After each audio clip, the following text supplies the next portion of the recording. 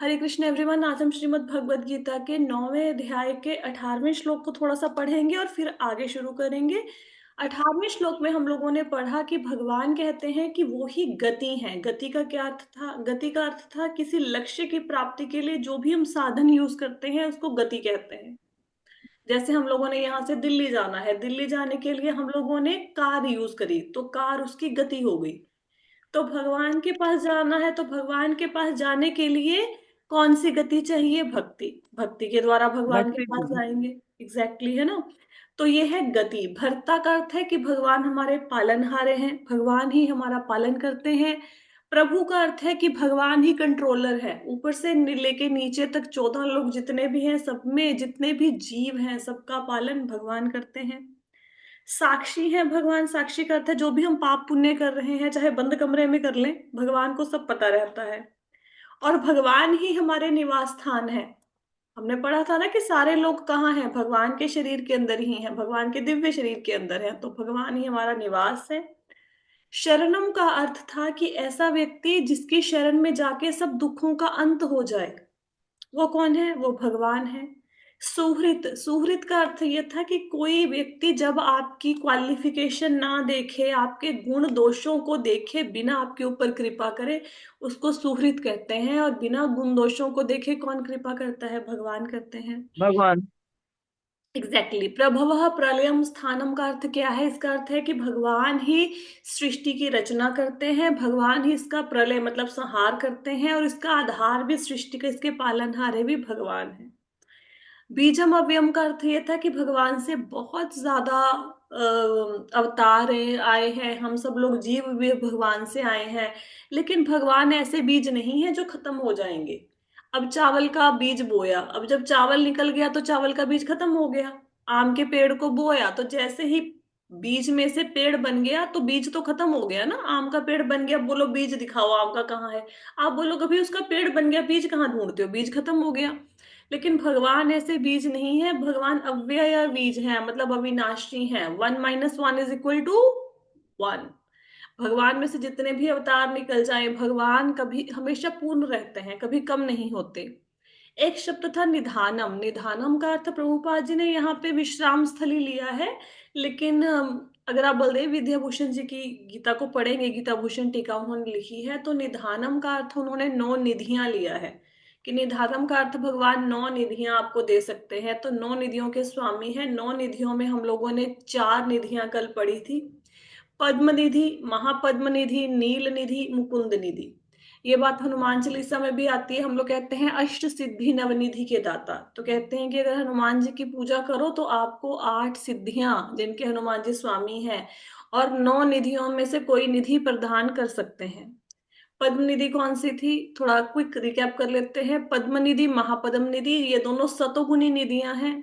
जिनके पास ये निधियां होती हैं वो बहुत दान करते हैं। पद्म निधि पीढ़ी दर पीढ़ी चलती रहती है, कभी खत्म नहीं होती। जिसके पास पद्म निधि है उसकी आने वाली असंख्य पुश्तों के पास कभी धन की कमी नहीं होगी।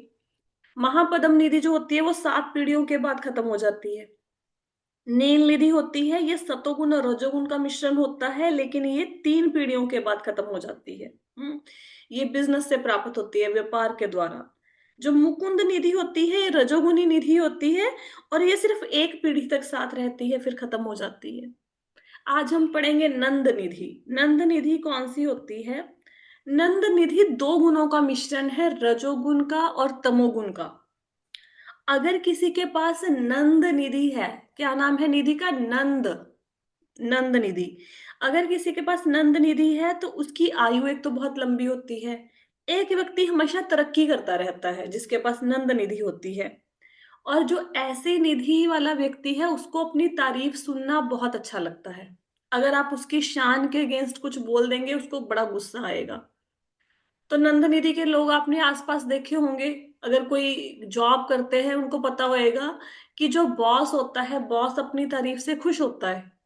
अगर बॉस को कभी उसकी शान में आप कोई गलती निकाल दो या उसके बारे में कुछ गलत बोल दो तो बॉस को कितना गुस्सा आ जाता है ना। वो हमेशा अपनी तारीफ सुनना चाहता है। तो नंद निधि जिनके पास होती है उनकी आयु तो लंबी होती है, वो तरक्की भी बहुत करते हैं। सतो और रजोगुण का मिश्रण है ये निधि। लेकिन ये व्यक्ति अपनी सिर्फ तारीफ सुनना चाहते हैं। इनको अपनी कोई इनकी कमी निकाल दे, नुक्स निकाल दे, इनको बड़ा गुस्सा आता है नंद निधि वालों को। अब नेक्स्ट है माता जी, हाँ जी। मा- माता जी, सतो और रजोगुण का मिश्रण है कि रजो और तमो का? रजो और तमोगुण का मिश्रण है। इसमें सतोगुण नहीं है नंद निधि में, ये रजो और तमोगुण का मिश्रण है। हम्म।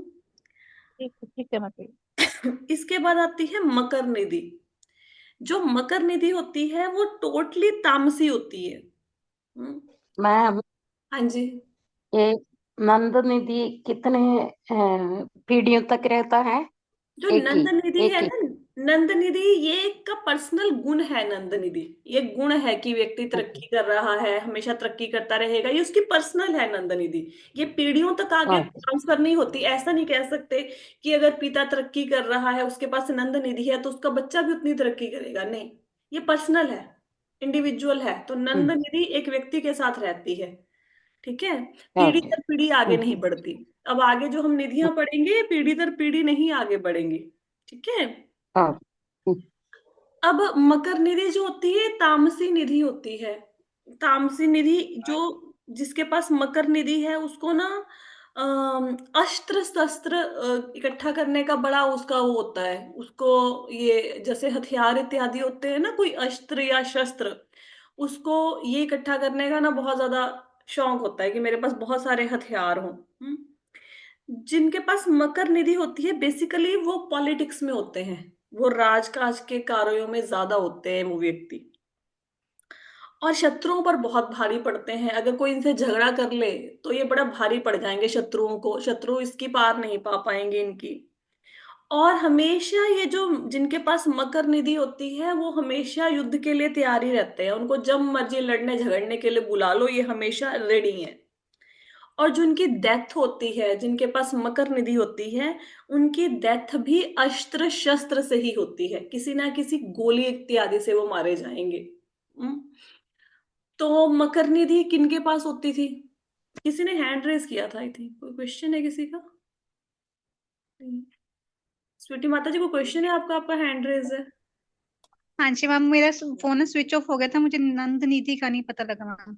अच्छा, नंद निधि क्या होती है? नंद निधि जो होती है ये रजो और तमोगुण का मिश्रण होती है। इस रजो और तमोगुण का, जिनके पास नंद निधि होती है उनको तारीफ सुनना बहुत अच्छा लगता है। उन लोगों की आयु बहुत ज्यादा होती है। और वो हमेशा जीवन में तरक्की करेंगे, किसी भी काम को हाथ डाल लें, उनको जो मर्जी बिजनेस शुरू कर ले उनको सफलता मिलेगी मिलेगी, जो मर्जी काम शुरू कर ले। ये नंद निधि होती है। ठीक है। पर उनको अपनी तारीफ सुनना बड़ा अच्छा लगता है। अगर उनके अगेंस्ट कोई बात बोल दो तो उनको बड़ा गुस्सा आ जाता है। ये है नंद निधि। ठीक है। ओके। Okay ma'am. मकर निधि वालों को हथियार इकट्ठे करना अच्छा लगता है, युद्ध करना अच्छा लगता है, युद्ध करने के लिए हमेशा तैयार रहते हैं। मकर निधि तामसी होती है। और इन लोगों की मृत्यु भी अस्त्र या शस्त्र से होती है।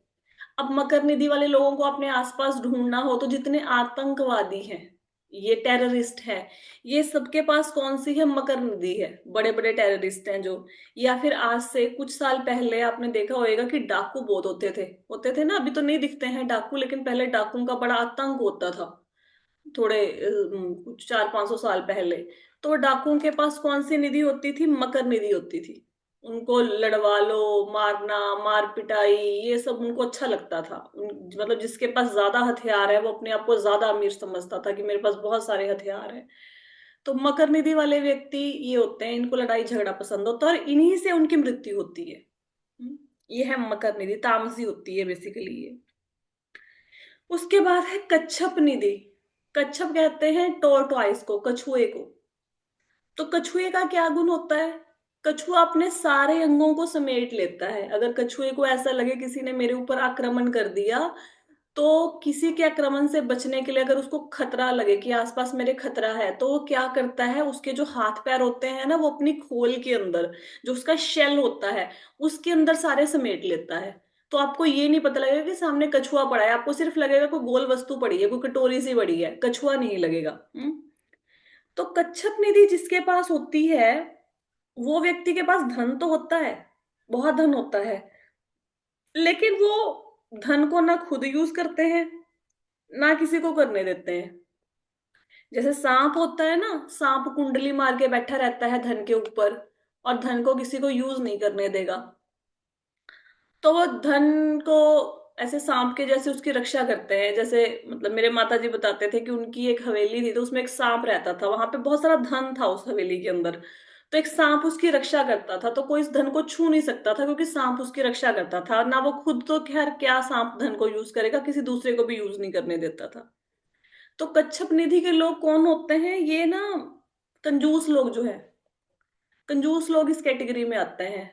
धन बहुत है लेकिन खुद भी यूज नहीं करना, परिवार वालों को भी नहीं देना है, दान भी नहीं करेंगे, और पैसा है लेकिन यूज नहीं करेंगे, बस उसका पड़ा रह जाएगा पैसा। आपने कई बार सुना होगा कि बैंक में लॉकर को तोड़ा गया तो लॉकर से बहुत ज्यादा धन मिला, या कई बार आपने देखा होगा बहुत सारे से भिखारी हैं जिनके बैंक अकाउंट्स, बहुत सारे भिखारियों के बैंक अकाउंट्स हैं जिनमें करोड़ों रुपया है। अब वो पूरी जिंदगी भीख मांगेंगे, ना खुद यूज करेंगे ना किसी को करने देंगे, फिर वो मर जाएंगे, फिर वो ऐसे ही पैसा पड़ा रहेगा। या कितने सारे ऐसे लोग हैं जो अपने पैसे को एफडी इत्यादि या बैंक अकाउंट में डिपॉजिट करके रख जाते हैं और फिर नॉमिनेशन नहीं बनाएंगे, किसी को नॉमिनेट नहीं करेंगे अपने पैसे का, तो फिर वो पैसा ऐसे ही पड़ा रहता है। या बताते ही नहीं बच्चों को कि मेरा ये पैसा वहां पे पड़ा है, मेरी मृत्यु के बाद ले लेना। तो जब किसी को पता ही नहीं कि मेरे माता पिता के पास क्या धन था, तो फिर वो क्या निकलवाएगा उस धन को? और ऐसे बैंकों में करोड़ों अरबों रुपए पड़े हैं लोगों के, पता ही नहीं किसका है ना। तो ये होगी कच्छप निधि, पैसा है यूज नहीं करना। फिर आती है शंख निधि।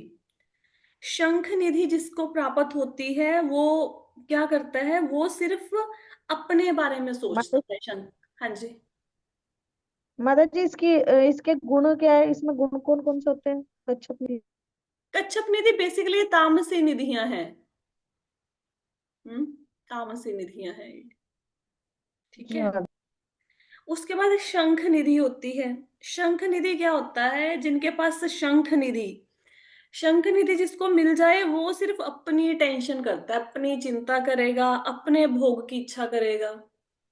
जैसे कुछ लोग आपने जैसे कभी देखा होगा, माताएं होती हैं खाना बना रही हैं, अब खाना बनाते बनाते पता लगा जी आटा कम हो गया, तो माताएं क्या करेंगी? खुद रोटी नहीं खाएंगी, बनाएंगी, ऐसे ही बंद करके रख देते हैं। उनको आटा गूंदना अपने लिए बड़ा मुश्किल लगता है। बाकी कोई बच्चा बोल दे कि भाई मेरी रोटी कम है, उसके लिए गूंद देंगी, लेकिन अपने लिए नहीं करेंगी, है ना। तो अपने लिए काम करना उनको मुश्किल लगता है, दूसरों के लिए कर देंगी।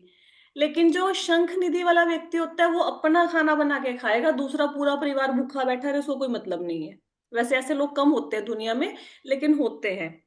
तो शंख निधि वाला व्यक्ति अपनी टेंशन लेता है अपने भोग के बारे में सोचता है, उसको कुछ मतलब नहीं होता परिवार वालों से, रिश्तेदारों से, दुनिया से, समाज से।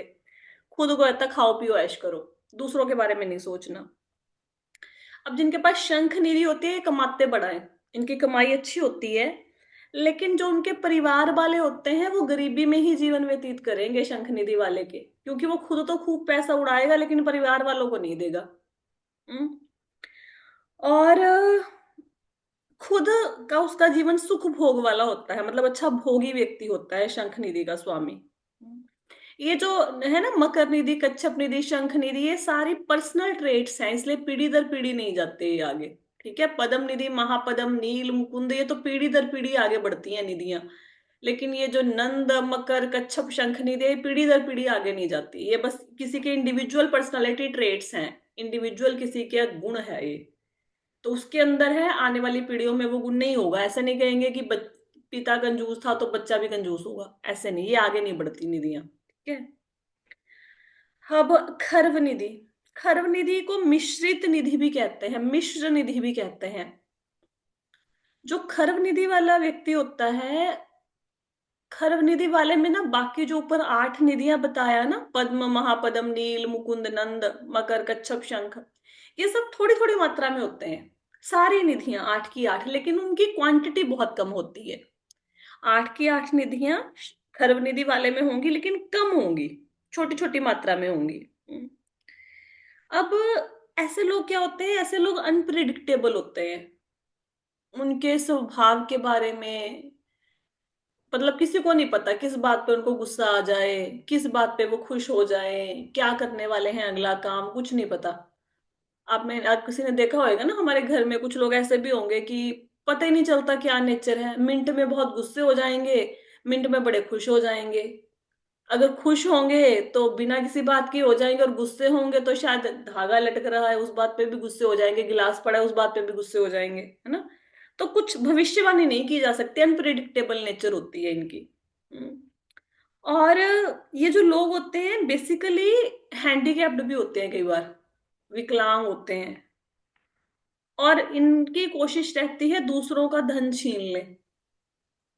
ऐसी कोशिश रहती है। ऐसा नहीं कि सबके सभी भी मतलब विकलांग होते हैं, हैंडीकैप्ड होते हैं, सारे के सारे खरब निधि वाले, ऐसा नहीं है। कुछ लोग होते हैं और इनकी इच्छा ये रहती है कि दूसरों का धन हड़प ले। अब खरब निधि के लोग कहाँ मिलते हैं? शास्त्रों में से कोई व्यक्ति, शकुनी, शकुनी थे ना, और शकुनी की क्या इच्छा थी कि बस हड़प लें, ये पांडवों का राज्य हड़प लें। और आपने देखा होगा कि वो थोड़ा लंगड़ाके से चलते हैं ना, महाभारत में, सीरियल में तो एटलीस्ट देखा ही होगा, है ना। तो ये है शकुनी, इसकी एग्जाम्पल है बहुत अच्छी। तो सारी निधियां होती हैं लेकिन आंख दूसरों के धन पे रहती है। तो ये है खर्व निधि, मिश्रित निधि भी कहते हैं इसे। तो ये होगी हमारी 9 निधियां। अब जब आप हनुमान चालीसा पढ़े नेक्स्ट टाइम और उसमें आए अष्ट सिद्धि नवनिधि के दाता, तो नवनिधि का अर्थ आपको समझ आ जाएगा। और ये निधियां कुबेर के पास भी हैं, लेकिन कुबेर इसको किसी और को दे नहीं सकते। कुबेर के पास ये निधियां हैं लेकिन वो उसको आगे नहीं किसी को दे सकते। लेकिन हनुमान जी को दाता कहा गया है, अष्ट सिद्धि नवनिधि के दाता, मतलब ही कैन गिव। अगर हनुमान जी प्रसन्न हो गए तो इनमें से किसी निधि को दे सकते हैं किसी को भी। हम्म। तो ये है 9 निधियां। तो निधानम का अर्थ जो है बलदेव विद्याभूषण जी ने लिया है 9 निधियां, कि भगवान 9 निधियों के स्वामी हैं। और हमने 9 निधियों को पढ़ लिया अभी क्या होती हैं। ठीक है, अभी आप ऐसे ब्लैंक सा नहीं होके बैठोगे, कोई आपको पूछेगा 9 निधियां क्या होती हैं पता है, तो आप ऐसे ब्लैंक नहीं होंगे। मेरी कोशिश ये रहती। माता जी, ये जो निधियां है ये भी कोई तप करके मिलती है? बिल्कुल, ऐसे ऐसे थोड़ा ना मिलेंगे। अब किसी को पद्म निधि चाहिए, पद्म निधि क्या होता है कि कभी खत्म नहीं होएगी। इस व्यक्ति का धन, इसके पास सोना चांदी जवाहरात मतलब असंख्य मात्रा में होंगे, और इसकी किसी पीढ़ी के पास गरीबी नहीं होगी। हमेशा इसकी लाख पीढ़ियां हो, 2 लाख पीढ़ियां हो, इनके सबके पास ही धन होगा। अब किसी को पद्म निधि चाहिए तो ऐसे नहीं मिलेगी, उसके लिए फिर आपको करना पड़ेगा ना, उसके लिए यत्न करना पड़ेगा, तप करना पड़ेगा, तो मिल जाएगी। अगर जैसे आपने हनुमान जी की भक्ति करी और उनको प्रसन्न कर लिया, तो आपको कोई निधि चाहिए तो वो दे देंगे। ठीक है, ऐसे नहीं मिलती हैं, बाय लक नहीं मिलती हैं। हाँ, कई बार कोई पुण्य कर्म हो सकता है किसी का जागृत हो जाए। जैसे मैंने बताया था ना, कौन सी थी, मुकुंद निधि थी, सडनली धन आ गया, किसी की सडनली लॉटरी लग गई, तो पिछले जन्म का कोई पुण्य कर्म उदय हो जाए तो क्या कहना। राइट। और कोई प्रश्न है इसके बारे में, 9 निधियों के बारे में? नहीं तो आगे बढ़ेंगे। ठीक है, क्वेश्चन नहीं है तो आगे चलते हैं। मैम, लास्ट वन, पर्व नीति और मिश्र नीति हाँ हाँ जी, हाँ जी। कैसे पढ़ना? एक बार पढ़िए, 9th वन। खर्व, खर्व, खर्व। पर्व। हाँ, ओके। मतलब मिश्रित निधि, मिक्स मिक्स होती है, मिक्स निधि है। हाँ। मिक्स इसलिए कहा ओके। जाता है क्योंकि माता जी। खर्व निधि वाले में ना बाकी 8 निधियां थोड़ी थोड़ी मात्रा में होती हैं। हाँ जी, बताइए। माता जी, जैसे हनुमान जी अष्ट सिद्धि नवनिधि के दाता है ना। अष्ट सिद्धि तो हमें उनका पता चलता है, जैसे वो शो करते हैं, अभी कभी छोटे हो जाते हैं, बड़े हो जाते हैं, है ना, हल्के हो जाते हैं। तो ये नवनिधि मतलब कैसे यूज होता है उनमें, हनुमान वो जी में? यूज नहीं करते, हनुमान जी को ये निधियां यूज करने की जरूरत ही नहीं है। He can give you but he is अच्छा, नॉट यूजिंग दिस। वो आपको दे सकते हैं लेकिन वो खुद यूज नहीं करते इनको। ठीक ठीक है माता जी। ठीक है? और कोई प्रश्न? उनके उनको चाहिए नहीं ना हीरे जवाहरात धन दौलत, चाहिए नहीं ना अपनी संपत्ति ना किसी और की, उनको चाहिए नहीं। राइट। और ठीक कुछ? है माता जी। ठीक है, अभी भी किसी के मन में कोई प्रश्न हुआ तो पूछ सकते हैं आप कभी भी रोक के। ठीक है, नेक्स्ट श्लोक पे चलते हैं। तपाम्यहम् अहम वर्षम निगृह्णाम्य युत सृजामि च अमृतं चैव मृत्युश्च सत्सच्चाहम् अर्जुन। तो भगवान कहते हैं, हे अर्जुन, मैं ही ताप प्रदान करता हूं और वर्षा को रोकता हूं तथा लाता हूं। मैं अमृतत्व हूं और साक्षात मृत्यु भी हूं। आत्मा तथा पदार्थ, सत और असत दोनों मुझ में ही है।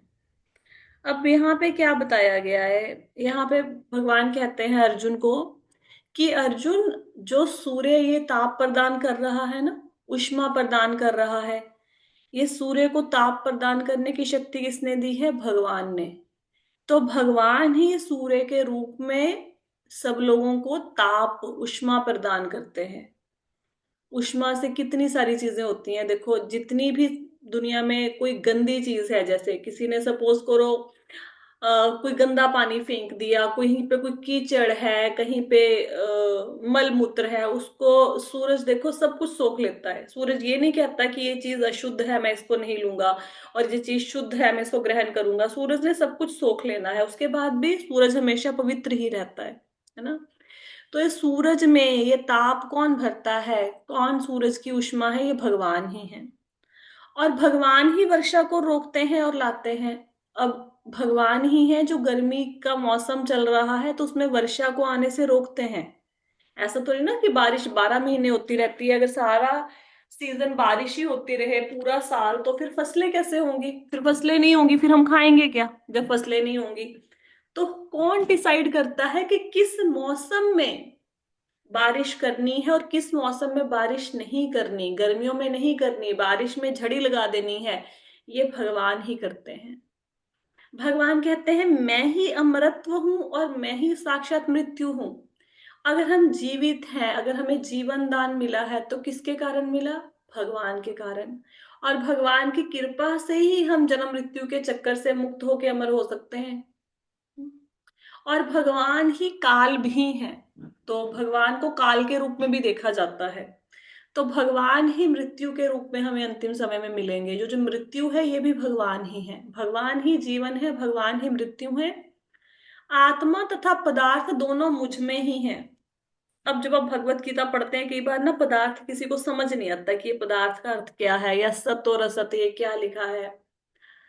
तो भगवान यहाँ पे बता रहे हैं कि वही आत्मा है जो कि सत है और असत है पदार्थ। पदार्थ मतलब क्या? पदार्थ मतलब जो चीजें भी आप आसपास देख रहे हो, ये सब पदार्थ है। इवन हमारा जो शरीर बना है पंच महाभूत से, ये भी पदार्थ है। सारा जगत ही पदार्थ है। तो हम लोग जैसे भगवान को कुछ अर्पित करते हैं, है ना। हमने भगवान को जल अर्पित किया, या भगवान को हमने फूल अर्पित किए, या भगवान को हमने फल अर्पित किया। तो ये जो पदार्थ हम भगवान को दे रहे हैं, ये जल, ये फूल, ये फल, ये कौन है? ये भगवान ही है। वो फल भी भगवान है, वो फूल भी भगवान है, और वो जल भी भगवान ही है। और जिनको अर्पित कर रहे हो, जिनकी पूजा कर रहे हो, वो भी भगवान है। तो आत्मा और पदार्थ, सत और असत दोनों भगवान ही हैं। जैसे आपने देखा होगा, कई लोग गंगा जी में डुबकी लगाते हैं, फिर क्या करेंगे? गंगा जी से थोड़ा सा जल लेंगे और फिर वो गंगा जी में ही अर्पित कर देते हैं, है ना। तो हालांकि देखा जाएगा तो गंगा जी को हमने क्या दिया? कुछ नहीं दिया। हमने गंगा जल लिया और गंगा को ही अर्पित कर दिया।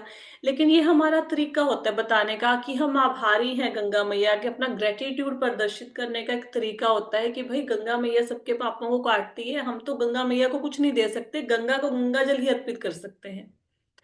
तो भगवान को जो वस्तुएं हम अर्पित करते हैं, वो भी भगवान है।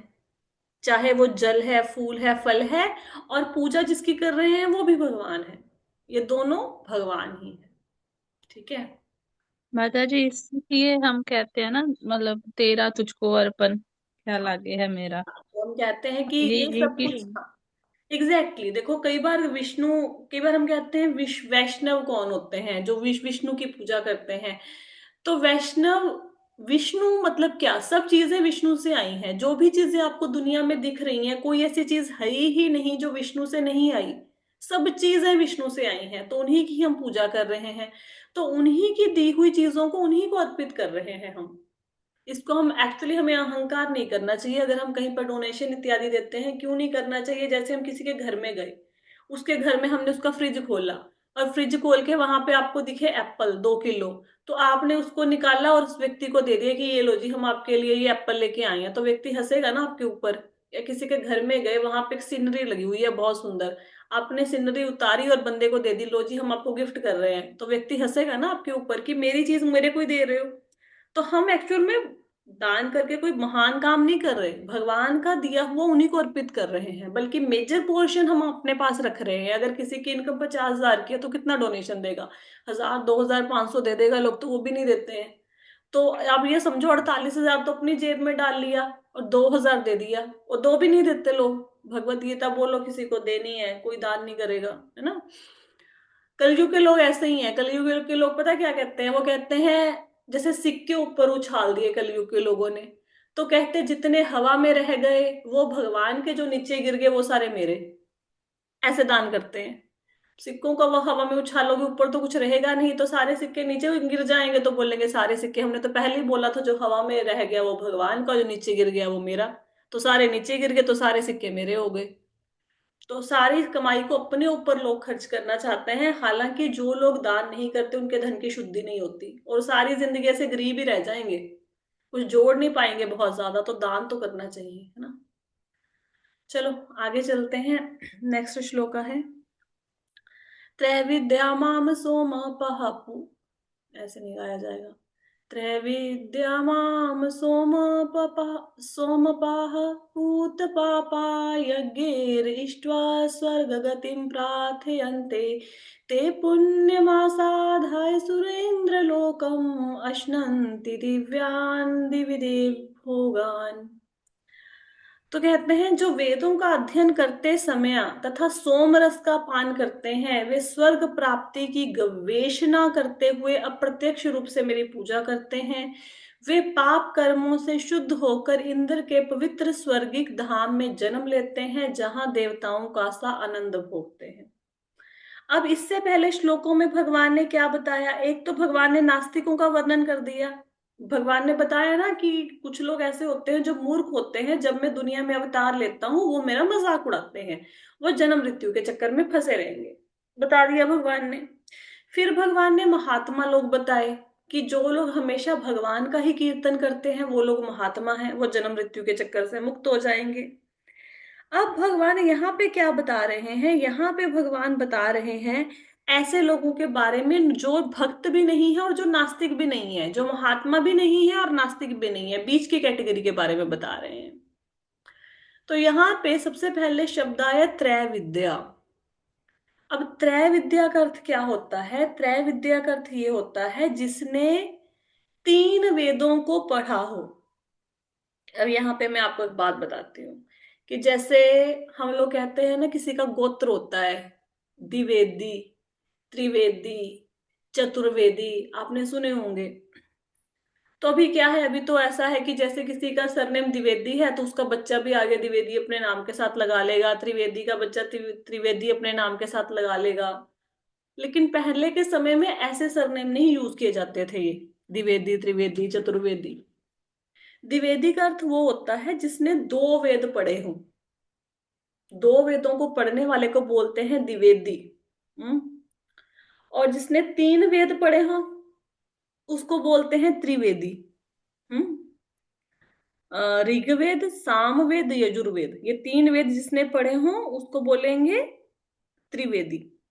और द्विवेदी मतलब जिसने ऋग्वेद और यजुर्वेद 2 पढ़े हैं, या फिर दूसरे जो 2 वेद रह गए उनमें से कोई पढ़ा है। त्रिवेदी मतलब जिनको 3 वेदों का ज्ञान है। चतुर्वेदी मतलब जिनको चारों वेदों का ज्ञान है, जिन्होंने 4 के 4 वेद पढ़े हैं, तो उसको बोलते हैं चतुर्वेदी। तो पहले जब शादी करते थे ना ऐसे, तो पूछते थे कि आप क्या हो, आप द्विवेदी हो, त्रिवेदी हो, फिर लड़की की शादी करेंगे। मतलब अगर ब्राह्मण परिवार में किसी ने शादी करनी है तो कि भाई द्विवेदी का अर्थ तुमने, तुम 3 वेद पढ़े हुए हैं, तो हम तो त्रिवेदी हैं, हमने 3 पढ़े हुए हैं, तो तुम्हारे घर में क्यों देंगे लड़की को, ठीक है। तो ये जो द्विवेदी है, तो जैसे जैसे समय बीतता गया इसको जैसे नाम गलत सा नाम रख देते हैं ना, जैसे जैसे समय बीतता है, जैसे मुंबई हो गया नाम बॉम्बे का, ऐसे नाम चेंज होता रहता है। तो द्विवेदी को कहा जाने लगा दुबे। द्विवेदी चेंज होके वो हो गया दुबे। त्रिवेदी जब समय बीतता गया तो त्रिवेदी को कहने लग गए तिवारी, और जो चतुर्वेदी है उसको कहने लग गए चौबे। ठीक है, तो ऐसे शॉर्ट नेम रख लिए।